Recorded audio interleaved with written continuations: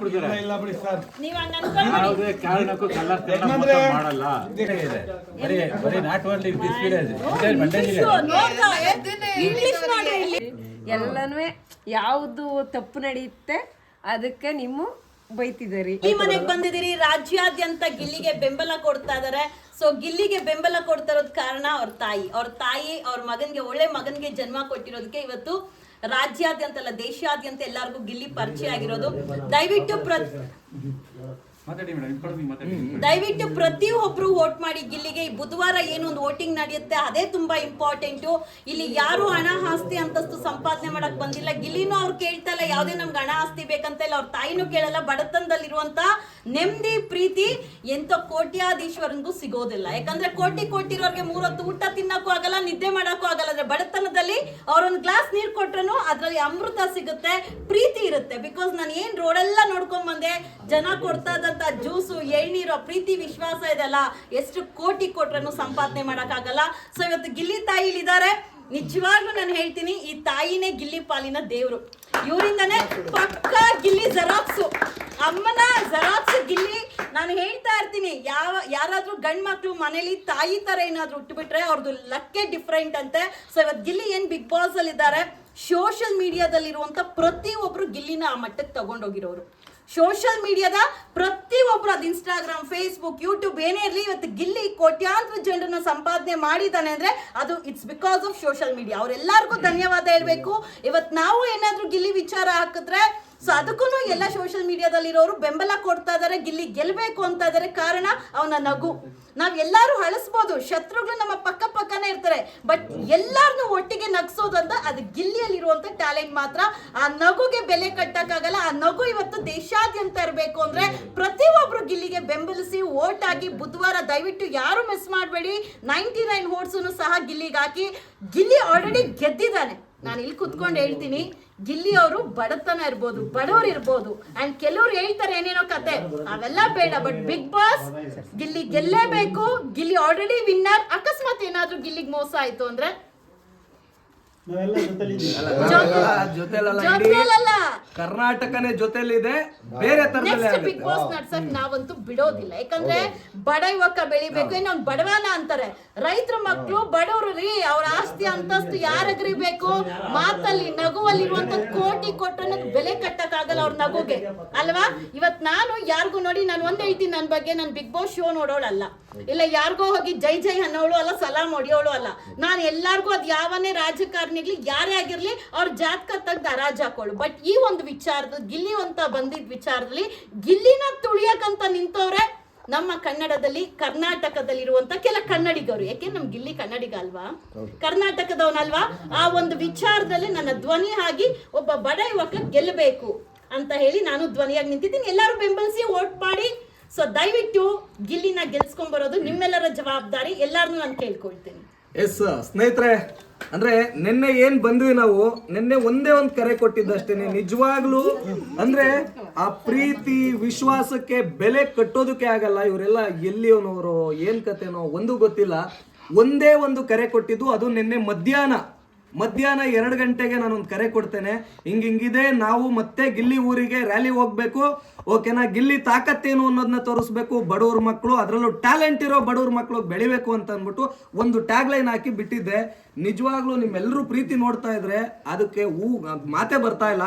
ಎಲ್ಲೆಲ್ಲಿಂದನೂ, ಅದರಲ್ಲೂ ವೀಕೆಂಡ್ ಎಲ್ಲ ಇದು ಅಂದ್ರೆ ಸಂಡೇ ಸ್ಯಾಟರ್ಡೆ ಆದ್ರೆ ಓಕೆ, ಅದು ರಜಾ ಇರುತ್ತೆ, ಬಂದ್ಬಿಡ್ತಾರೆ.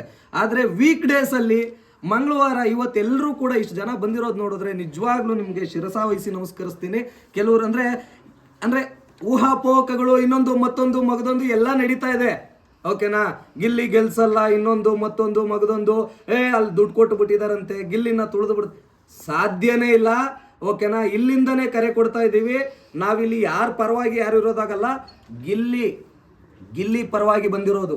ಯಾರ್ದೋ ಪರವಾಗಿ ಯಾರ್ದೋ ವಿರೋಧವಾಗಿ ನಾವು ಬಂದಿಲ್ಲ. ಗಿಲ್ಲಿನ ಗೆಲ್ಲಿಸ್ಬೇಕು ಅಷ್ಟೇ ಗುರು. ಯಾಕೆ ಗೆಲ್ಲಿಸ್ಬೇಕು? ಗಿಲ್ಲಿ ಏನಾದ್ರು ನಮ್ಗೇನು ಕೋಟಿ ಕೊಟ್ಟಿಕ್ಕವನ? ಸಾಧ್ಯನೇ ಇಲ್ಲ.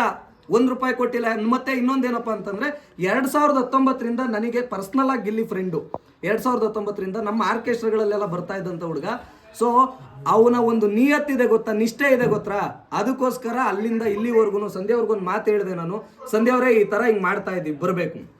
ಬರ್ತೀನಿ ಬನ್ನಿ ಮುರಳಿಯವರೇ ಏನು ಗಿಲ್ಲಿ ಬಂದು ನಮ್ಮ ಹುಡುಗ ಬೆಳೆದೆ, ನಮ್ಮ ಹುಡುಗರನ್ನ ಬೆಳೆಸ್ದೆ, ಯಾರನ್ನ ಬೆಳೆಸ್ಬೇಕು ಅಂತ ಅಂದ್ಬಿಟ್ಟು ಎಲ್ಲರೂ ಹೇಳಿದ ಒಂದೇ ಒಂದು ಹೇಳ್ತಿರಲ್ಲಪ್ಪ ಮಾತಿಗೆ. ಗಿಲ್ಲಿ ಶ್ರೀಮಂತ ಕೋಟಿ ಮಾಡಿ ಸರಿ ಎಲ್ಲರೂ ಹೇಳ್ತಿರಲ್ಲ ಗಿಲ್ಲಿ ಶ್ರೀಮಂತ ಕೋಟಿ ಮಾಡಿದಾನೆ.